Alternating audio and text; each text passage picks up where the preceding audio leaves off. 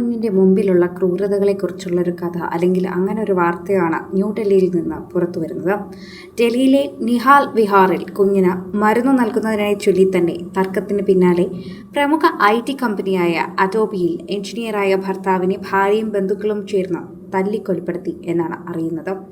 പ്രതിവർഷം 60 ലക്ഷത്തോളം രൂപ ശമ്പളമുള്ള വിനയ് ഗുപ്ത ഇപ്പോൾ മരിച്ചു എന്ന വിവരം പുറത്തു വരുമ്പോൾ ബന്ധുക്കളും സുഹൃത്തുക്കളും എല്ലാവരും ഞെട്ടുന്ന വാർത്തയായി തന്നെ ഇതിനെ കാണുന്നുണ്ട്.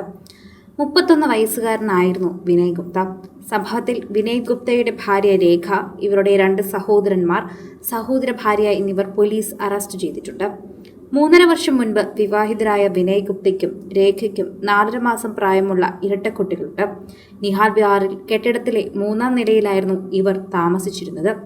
താഴത്തെ നിലയിൽ വിനയുടെ മാതാപിതാക്കളും താമസിച്ചിരുന്നു. കഴിഞ്ഞ ദിവസം കുട്ടികൾക്ക് മരുന്ന് നൽകുന്നതിനെ ചൊല്ലി ഇരുവർക്കുമിടയിൽ വഴക്കുണ്ടായി. തുടർന്ന് രേഖ സമീപത്തുള്ള സ്വന്തം വീട്ടിലേക്ക് പോവുകയായിരുന്നു.